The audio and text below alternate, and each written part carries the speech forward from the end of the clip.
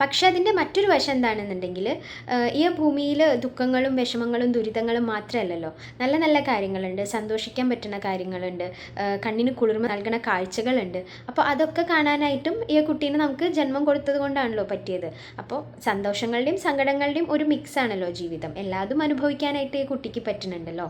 അതുകൊണ്ട് നമ്മൾ ജന്മം കൊടുക്കുന്നത് തെറ്റില്ല എന്നാണ് എനിക്ക് തോന്നുന്നത്. ജനിച്ചപ്പോൾ തൊട്ട് കണ്ണ് കാണാണ്ട് കുറേ കൊല്ലങ്ങളായിട്ട് ജീവിക്കുന്ന ഒരാൾക്ക് കണ്ണ് കാണാനുള്ളൊരു ഒരു ഓപ്പറേഷൻ നടത്താനായിട്ട് സാധിക്കുകയാണ്. അപ്പോൾ ആ ഓപ്പറേഷൻ നടത്തണോ നടത്തണ്ടേന്ന് ഇങ്ങനെ അദ്ദേഹം ആലോചിക്കുകയാണ്.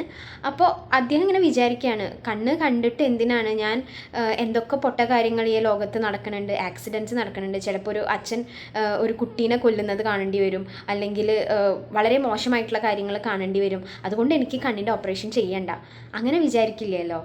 എന്തൊക്കെ നല്ല കാര്യങ്ങൾ ഈ ഒരു ലോകത്ത് കാണാനുണ്ട്, ബ്യൂട്ടിഫുൾ ആയിട്ടുള്ള എത്ര എത്ര കാര്യങ്ങളുണ്ട്, അതൊക്കെ കാണാം, അതുകൊണ്ട് എനിക്ക് എന്തായാലും ഓപ്പറേഷൻ വേണം, എനിക്ക് കണ്ണിൻ്റെ കാഴ്ച കിട്ടണം, അങ്ങനെയല്ലേ വിചാരിക്കുള്ളൂ. അതുപോലെയാണ് ഓരോ കുട്ടിയുടെയും ജനനം. കുറേ മോശം കാര്യങ്ങൾ ഉണ്ടെന്നുണ്ടെങ്കിലും അതിനെ കവറപ്പ് ചെയ്യാനായിട്ട് അത്രയും തന്നെ അല്ലെങ്കിൽ അതിലും കൂടുതൽ നല്ല കാര്യങ്ങളുണ്ട് ഈ ലോകത്ത്.